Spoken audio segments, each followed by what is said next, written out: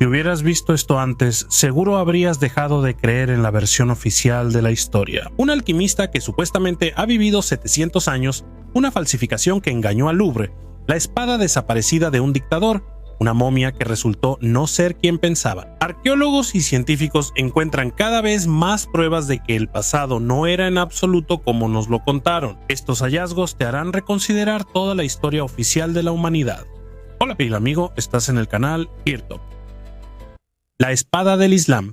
Esta espada, conocida como la espada del Islam, fue creada como un arma ceremonial simbólica y entregada a Benito Mussolini en 1937 en Trípoli. El objetivo era demostrar el apoyo de los musulmanes de Libia, que en ese entonces estaba bajo control italiano, al régimen de Benito Mussolini. Benito Mussolini aceptó con gusto este regalo e incluso lo utilizó en la propaganda, presentándose a sí mismo como defensor del Islam. Un intento de fortalecer la influencia de Italia en el norte de África y en el Medio Oriente. La espada se distinguía por su lujoso diseño, incrustaciones, grabados complejos, y los motivos orientales resaltaban su estatus no como arma, sino como símbolo político. Sin embargo, el destino de esta espada resultó ser dramático. En julio de 1943, cuando la residencia de Mussolini en la Rocca delle Caminate fue destruida y saqueada por combatientes del movimiento de resistencia italiano, la espada desapareció sin dejar rastro. Hasta ahora se desconoce si fue destruida, escondida o llevada fuera.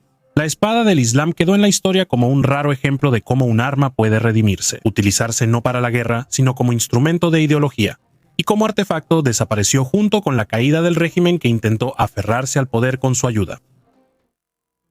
La tumba de un faraón desconocido. En Egipto, cerca de la ciudad de Abidos, los arqueólogos encontraron la tumba de un faraón que tiene alrededor de 3.600 años. Se encuentra a una profundidad de 7 metros en una antigua necrópolis conocida como la montaña de Anubis. La tumba resultó estar prácticamente vacía. Lo más probable es que haya sido saqueada en la antigüedad. El nombre del faraón estaba escrito en el yeso de la entrada, pero no se ha conservado hasta nuestros días. Los científicos suponen que podría tratarse de uno de los gobernantes poco conocidos, como Sinaib o Paentet-Yeni, de quienes se menciona en otras fuentes, pero cuyas tumbas aún no han sido encontradas. La tumba pertenece al segundo período intermedio, una época difícil en la historia de Egipto, cuando el país estaba dividido en varios reinos y se encontraba en un caos político. Uno de esos reinos regionales fue la dinastía de Ábidos. Sus representantes podrían haber sido enterrados en esta zona. Es interesante que la nueva tumba esté integrada en el complejo de un faraón anterior y más influyente, Neferhotep I, y, por su arquitectura, se parece tanto a las tumbas del Reino Medio como a las posteriores. Misteriosas esferas de arcilla. En Turkmenistán, en el desierto de Karakum, los arqueólogos reanudaron las excavaciones de la antigua ciudad de Gonurdepe y encontraron algo muy inusual. Después de una pausa de 3 años causada por la pandemia, los científicos retomaron el estudio de este importante sitio de la Edad de Bronce. Gonurdepe es el antiguo centro del misterioso país de Margiana, que existió hace unos 4.000 años. Uno de los hallazgos más inesperados fueron unas bolitas de arcilla en las que estaban clavados trozos de cerámica. Las bolitas estaban dispuestas en un orden específico y, al parecer, se usaban en rituales. Antes no se había encontrado nada parecido aquí. También se encontraron extraños objetos cónicos hechos de minerales con esmalte. Es posible que también tuvieran algún uso.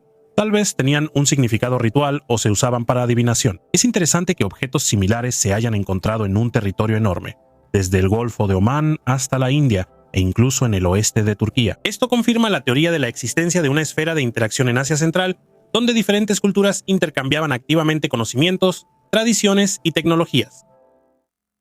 La caja con reliquias de los monarcas polacos. Esta elegante caja con la inscripción Izabela Czartoryska no es solo una antigüedad, sino todo un símbolo de la historia polaca. En 1800, la princesa Izabela Czartoryska reunió en ella una colección única de reliquias relacionadas con los reyes polacos y grandes acontecimientos históricos. En total, la caja contenía 73 objetos, desde pertenencias personales de los monarcas hasta fragmentos de armas y ropa que simbolizaban el patrimonio nacional y el espíritu de resistencia. Izabela consideraba que su misión era preservar la identidad polaca en los tiempos difíciles de las particiones del país. Su caja se convirtió en parte del primer museo de Polonia, el Templo de la Sibila, creado en Puławy, donde invitaba a los visitantes para recordarles la gloria de la mancomunidad polaco-lituana. Desafortunadamente, como muchos tesoros nacionales, la caja no escapó a un destino trágico. En 1939, durante la invasión nazi a Polonia, fue saqueada y hasta ahora algunas reliquias se consideran perdidas.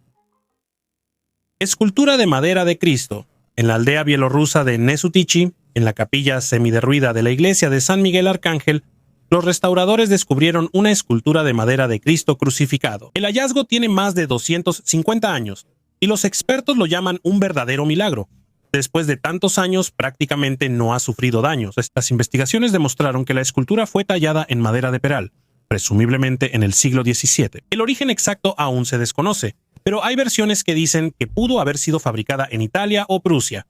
Hallazgos como este son raros. Nos recuerdan cuántos secretos pueden estar guardados incluso en los rincones olvidados. Máquinas anatómicas de Raimondo di Sangro. En Nápoles, en el sótano de la capilla San Severo, se encuentran dos exhibiciones que hasta hoy siguen fascinando la imaginación de visitantes y científicos. Estas son las llamadas máquinas anatómicas.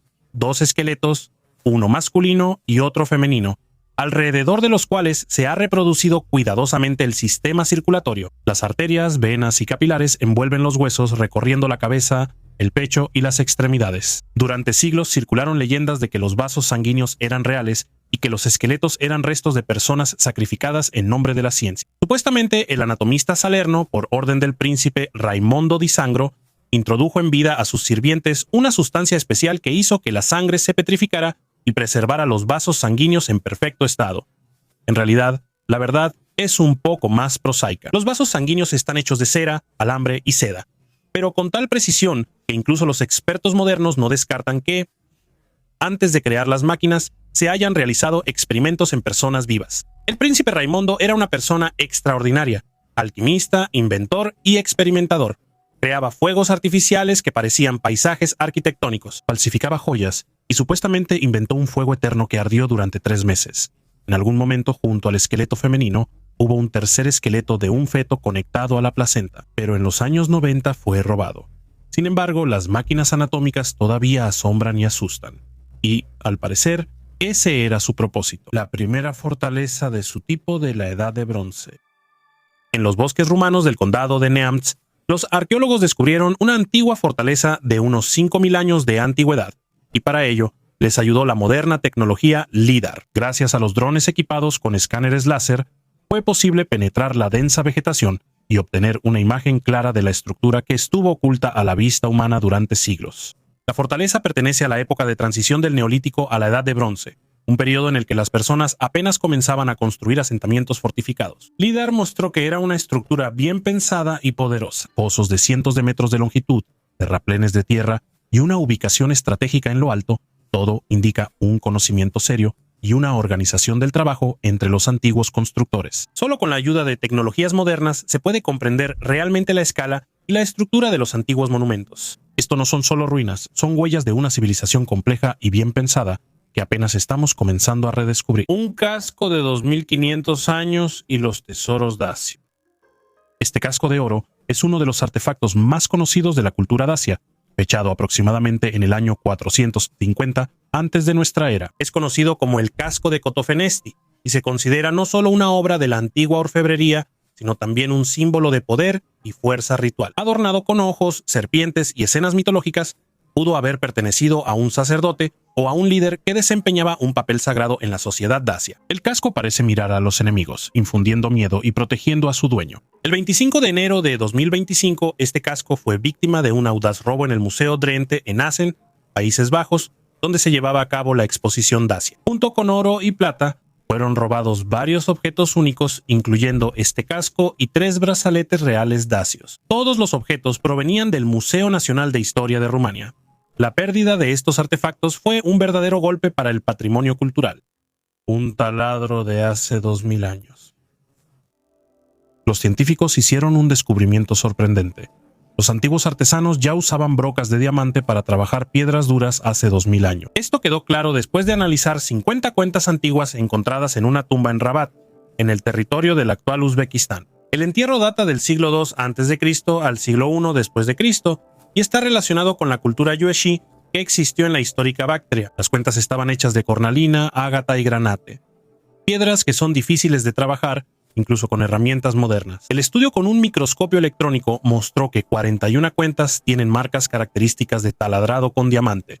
Además, es probable que los artesanos primero usaran una sola herramienta. Primero usaban una broca simple para iniciar el agujero y luego pasaban a una herramienta más compleja con 2 puntas de diamante. Antes se creía que la técnica de taladrado con diamante se originó en la civilización del Indo, en la región de la actual India y Pakistán. Pero ahora queda claro que tecnologías similares se desarrollaron de manera independiente en diferentes rincones de Asia. Es interesante que, aunque estos métodos también se encuentran en Tanzania, las cuentas uzbecas están hechas con una técnica especial que no se ha encontrado en ningún otro lugar.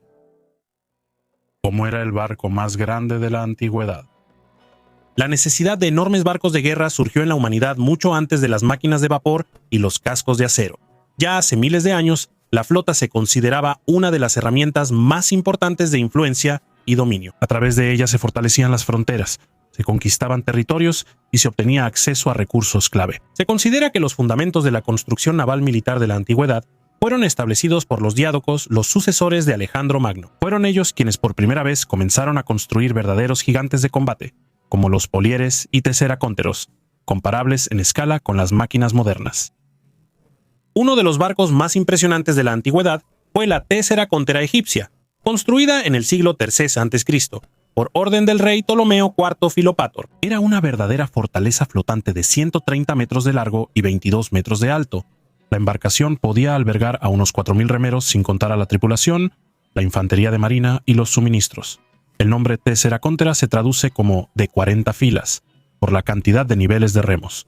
El número exacto de remos es motivo de debate. Los investigadores mencionan cifras que van de 3 a 600. Según las descripciones que se han conservado, el barco tenía un armamento poderoso, un espolón, catapultas, torres de combate y en apariencia parecía una fortaleza móvil. Sus costados estaban decorados con enredaderas talladas en madera, en la popa pintaban cocodrilos y otras criaturas míticas, y la proa estaba coronada por una figura de 5 metros de Eolo, el Señor de los Vientos. En el interior había salones, estatuas, incluso bibliotecas y, según algunos informes, establos.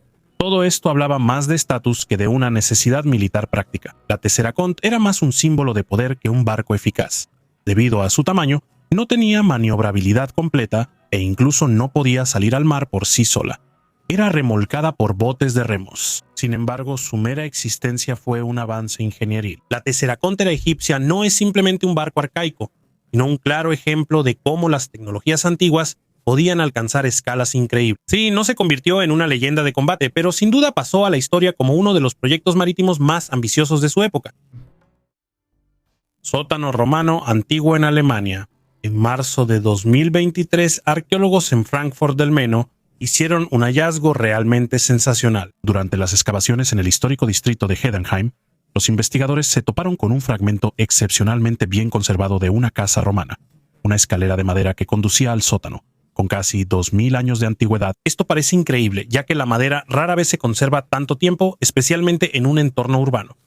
Heidenheim es un barrio con una rica historia. En su momento, aquí se encontraba la antigua ciudad romana de Nida, fundada durante el reinado del emperador Augusto. Más tarde, en el año 110 de nuestra era, el emperador Trajano la convirtió en la capital de la región Civitas Taunensium. La ciudad prosperó, su población alcanzó los 10.000 habitantes, pero ya en el siglo III, debido a los ataques de las tribus germánicas, comenzó a decaer y fue finalmente abandonada.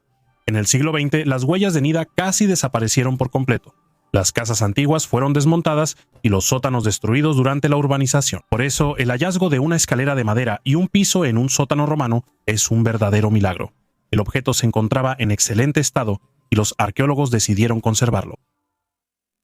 El diamante florentino. Esta piedra brillante es el legendario diamante florentino, también conocido como el amarillo austriaco. Su peso era de 137.45 quilates y sorprendía no solo por su tamaño, sino también por su inusual tono amarillento. Según la leyenda, el diamante perteneció primero a la influyente familia Medici y luego pasó a manos de la dinastía de los Habsburgo, donde se convirtió en parte de las insignias imperiales. Durante mucho tiempo, el florentino se guardó en el Tesoro Real de Viena y fue considerado una de las piedras más valiosas de Europa. Sin embargo, después de la disolución de Austria-Hungría, en 1918, se perdió su rastro. Supuestamente, la piedra fue llevada a Sudamérica y, según los rumores, posteriormente fue dividida en varios diamantes más pequeños para que fuera más fácil venderla y ocultar su origen. Hasta ahora se desconoce dónde se encuentran las partes del florentino, y es que realmente fue dividido. Su historia está envuelta en misterios y enigmas, y el propio diamante se ha convertido en un símbolo del esplendor perdido de las dinastías europeas. Es posible que hoy en día esté guardado en alguna caja fuerte privada, esperando su nueva aparición.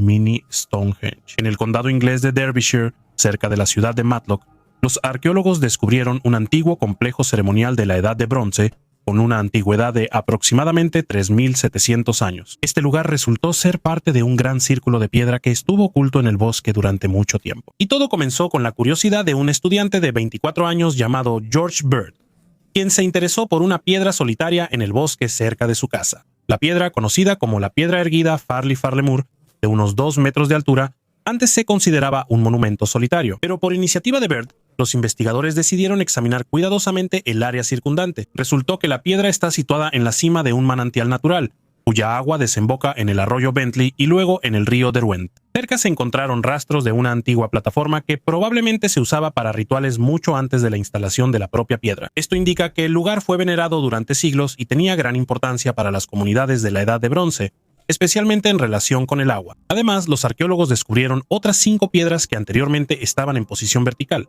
Todas juntas formaban un círculo ovalado de unos 25 metros de ancho. Este hallazgo se sumó a la lista de 25 círculos de piedra de la Edad de Bronce conocidos, encontrados en el distrito de Los Picos. La región está llena de monumentos antiguos y confirma que la vida ritual en aquellos tiempos era mucho más amplia que la del famoso Stonehenge. La Gran Campana de Dama Sedi. La Gran Campana de Dama Sedi es considerada la campana más grande jamás creada. Fue fundida en 1484 por orden del rey de Myanmar, Dama Sedi, y colocada en la famosa pagoda Shwedagon en Yangon, uno de los lugares más sagrados para los budistas del país. Según los datos históricos, el peso de la campana superaba las 290 toneladas, lo que la convierte en la campeona entre estructuras similares. Sin embargo, el destino de la campana fue trágico. En 1608, el mercenario y aventurero portugués Felipe de Brito capturó Yangon y decidió llevarse la campana para fundirla y convertirla en armas. Durante el transporte a través del río Bago, no calculó correctamente el peso de la estructura. La campana volcó la barcaza y se hundió hasta el fondo. Desde entonces no se ha logrado encontrarla, a pesar de numerosos intentos. Hoy en día, la Gran Campana Dama Sedi sigue siendo parte de las leyendas y el orgullo nacional de Myanmar. Su historia es un recordatorio de cómo la cultura, la espiritualidad y la avaricia pueden entrelazarse en un solo artefacto, cuyo destino sigue siendo un misterio hasta hoy. ¿Cómo se escribía antes de los romanos? En la provincia española de León, los arqueólogos hicieron un hallazgo que podría cambiar nuestra comprensión sobre la escritura temprana en la península ibérica. En el antiguo asentamiento de la Peña del Castro se descubrió una fusayola. La fusayola es un pequeño objeto utilizado en la tejeduría, con una inscripción grabada realizada en alfabeto celtibérico. La antigüedad del artefacto es de alrededor del primer siglo antes de nuestra era. Este es uno de los hallazgos más septentrionales y antiguos de este tipo. Antes de la llegada de los romanos, la escritura prácticamente no se utilizaba en estas tierras, por lo que la inscripción se convirtió en una verdadera sensación. Los científicos suponen que el texto podría haber sido una marca de propiedad o tener un significado simbólico. Por ejemplo, mostrar el estatus del propietario. Es interesante que la pesa para hilar esté hecha de talco local. Eso significa que fue fabricada en el mismo lugar. Fue encontrada en una despensa donde también había canastas con semillas, herramientas e incluso restos de carne seca. Todo esto indica una vida cotidiana y una economía bastante desarrolladas. Este hallazgo es una prueba importante de que las culturas locales eran mucho más complejas de lo que se pensaba antes, y ya en ese entonces empezaron a dominar la escritura. La pirámide en Israel.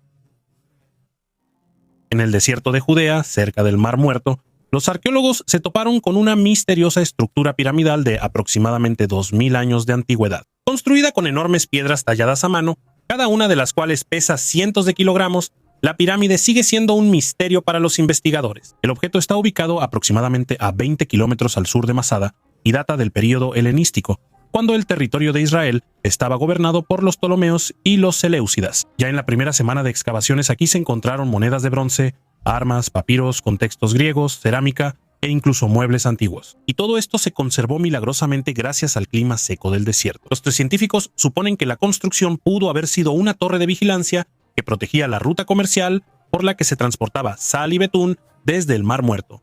También hay otra teoría. Es posible que aquí se encontraran recaudadores de impuestos que revisaban a los comerciantes que pasaban. Más tarde, en la época romana, la construcción pudo haber sido convertida en una tumba monumental. Los rastros de entierros apuntan a esto, aunque lamentablemente la mayor parte de la tumba fue saqueada. Los resultados sorprendieron a los científicos. La historia de la momia, que durante muchos años se guardó en la Universidad de Varsovia, y estuvo envuelta en misterio, finalmente obtuvo una explicación lógica. Anteriormente se pensaba que era un hombre, un sacerdote llamado George Juty, que vivió en el primer siglo antes de nuestra era. Sin embargo, en 2015 los investigadores polacos decidieron realizar una tomografía computarizada y descubrieron que en realidad se trataba de una mujer. Además, los científicos pensaron que ella estaba embarazada en el momento de su muerte. En las imágenes supuestamente se pueden ver los huesos del feto, una manita, una piernita. Esto causó un enorme interés en el mundo científico, ya que podría ser la primera momia embarazada descubierta en la historia. Además, en el cráneo de la misteriosa dama se notaron deformaciones, y los investigadores supusieron que la causa de la muerte pudo haber sido un cáncer agresivo. Sin embargo, con el tiempo empezaron a surgir dudas. La radióloga Sahar Selem de El Cairo notó de inmediato que no había pruebas anatómicas de la presencia de un feto, y planteó una pregunta lógica: ¿por qué desaparecieron los huesos, pero los tejidos blandos del bebé se conservaron? Recientemente, la arqueóloga Kamila Braulinska y sus colegas retomaron el caso y realizaron un nuevo análisis de más de 1.400 tomografías computarizadas de huesos. Trabajaron 4 grupos independientes y todos llegaron a la misma conclusión: no hubo ningún embarazo. El supuesto feto resultó ser cúmulos de tejidos que quedaron debido a alteraciones en el proceso de momificación. Lo mismo aplica para el supuesto cáncer. El cráneo fue dañado durante la extracción del cerebro, lo cual no es raro cuando se realiza una embalsamación descuidada. Así que la misteriosa dama sigue siendo un enigma, pero ahora sin titulares sensacionalistas. Esta historia demuestra lo importante que es volver a verificar incluso los descubrimientos científicos más llamativos. La tiara de Saitóferno. Durante muchos años, el Louvre exhibió con orgullo una tiara de oro que supuestamente perteneció al rey escita Saitóferno. La inscripción en el artefacto indicaba que fue un regalo para el rey de parte de los habitantes de la antigua ciudad griega de Olbia, y esto parecía bastante creíble. Sin embargo, detrás de su brillante apariencia se escondía uno de los fraudes más sonados en la historia de la arqueología. La historia comenzó en 1894 en Odessa, cuando 2 anticuarios, los hermanos Goldman, convencieron al talentoso joyero Israel Rugamovsky de fabricar para un amigo arqueólogo una diadema al estilo de la antigua Grecia. Rugamovsky, sin conocer la mitología antigua, se basó en ilustraciones de los libros que le proporcionaron.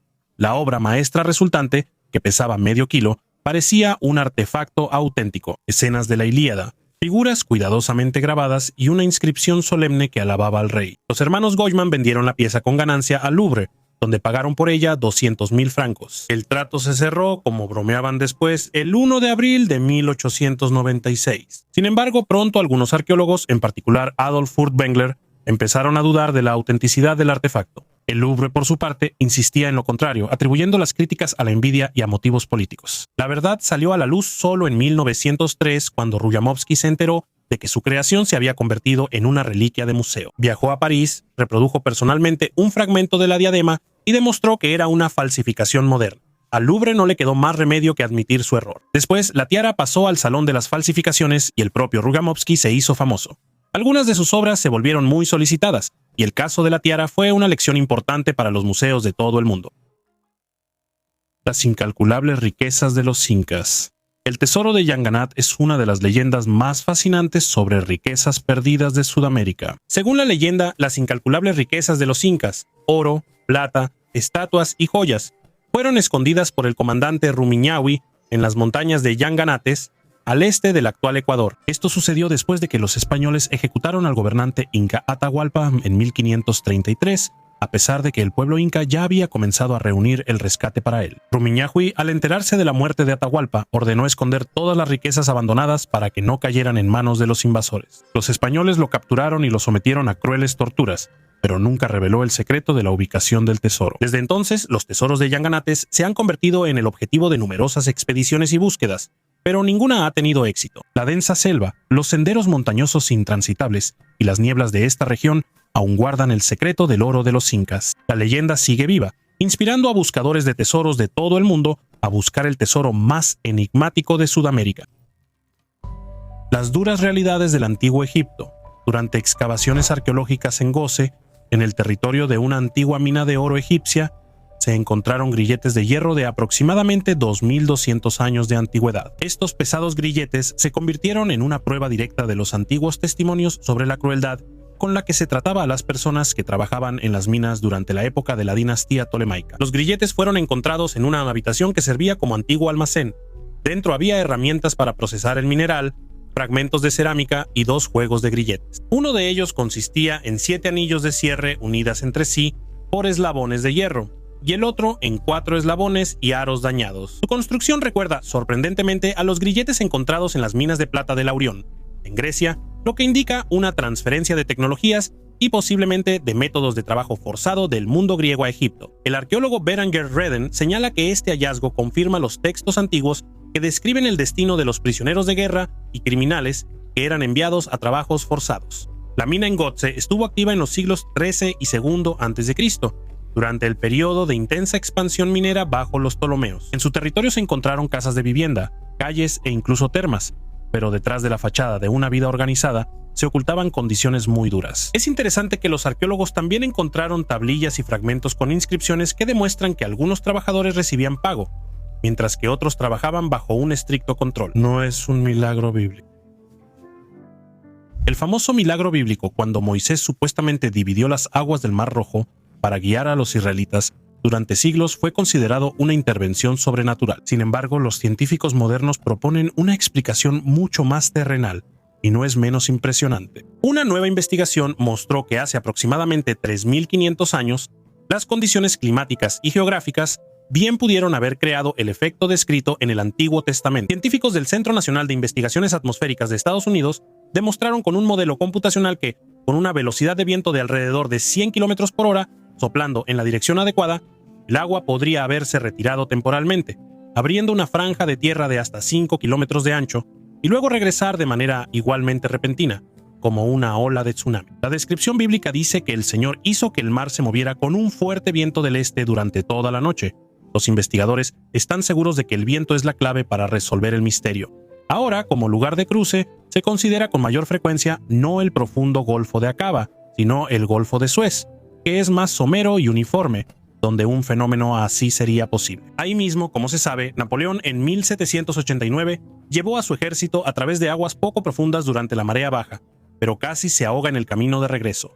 También existen otras hipótesis. Por ejemplo, el cruce pudo no haber sido por el Mar Rojo, sino por Tanis, el llamado Mar de los Juncos, mencionado en el hebreo original. O bien el agua pudo haberse retirado debido a un terremoto y un tsunami, como ocurre en las catástrofes modernas, cuando la ola arrastra el agua lejos de la costa. De cualquier manera, el secreto del antiguo milagro puede no estar en romper las leyes de la naturaleza, sino en saber calcular con precisión el tiempo, el lugar y tener fe. El alquimista de 700 años está vivo.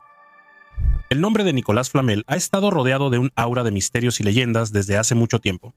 Nació en la década de 1330 en Pontoise, cerca de París. Perdió a sus padres a una edad temprana, pero gracias a una buena educación consiguió trabajo como escribano en la capital y rápidamente tuvo éxito. Sus oficinas con copistas le generaban ingresos estables y sus clientes eran ciudadanos acomodados. El verdadero misterio comenzó en 1357, cuando Flamel adquirió de un comerciante ambulante un antiguo manuscrito, el libro del sabio Abraham, escrito en arameo. Para descifrarlo viajó a España, donde según la leyenda descubrió el secreto de la piedra filosofal, una sustancia que convierte los metales en oro y otorga la inmortalidad. En 1368, Flamel se casó con una viuda adinerada llamada Pernel, lo que lo hizo aún más rico. Junto con su esposa, donaban activamente a iglesias, hospitales y personas necesitadas. Después de la muerte de Pernel en 1402, la generosidad de Nicolás solo aumentó. Se mantenía sorprendentemente enérgico incluso en la vejez, lo que dio lugar a rumores de que Flamel realmente había creado el elixir de la vida eterna. Flamel murió en 1418, pero los rumores sobre la puesta en escena de su muerte no cesaron. Supuestamente lo vieron en la India, en el Imperio Otomano y también en París, en las catacumbas. Se decía que él y Pernel estaban vivos, escondiéndose y continuando con la alquimia. Los escépticos afirman que la historia es una invención del siglo XVII y que el libro de las figuras jeroglíficas fue obra de editores londinenses. Pero el interés por Flamel solo creció. En el siglo XIX, un hombre se hizo pasar por él, ofreciendo el secreto de la inmortalidad por 300.000 francos, y su lápida fue encontrada en una tienda de París, donde la usaban como tabla de cortar. Hoy en día la lápida se conserva en el Museo de Cluny, y la casa de Flamel en la calle Montmorency es el edificio residencial más antiguo de París. Después de Harry Potter, el interés por Flamel resurgió con nueva fuerza. ¿Y si de verdad sigue vivo, solo que no tiene prisa por recordarnos su existencia? El arqueólogo más joven. Durante un paseo familiar normal en tela seca, Israel Zivnitsa, de 3 años, hizo accidentalmente un descubrimiento arqueológico. Ella encontró un antiguo escarabeo de aproximadamente 3.800 años de antigüedad. Este lugar es conocido como el sitio de la batalla bíblica entre David y Goliat, y el hallazgo atrajo de inmediato la atención de la Autoridad de Antigüedades de Israel, que confirmó la autenticidad y la singularidad del artefacto. Resultó que no era simplemente una piedrita, sino un antiguo sello en forma de escarabajo, símbolo de renovación y renacimiento en la cultura egipcia, que los cananeos usaban como amuleto o sello. Según los investigadores, el escarabeo está relacionado con la civilización cananea, un pueblo que habitó las tierras del Levante en la Edad de Bronce. Estos objetos reflejaban la creencia, el estatus y los estrechos lazos culturales de Canaán con Egipto, un escondite con tesoros de oro.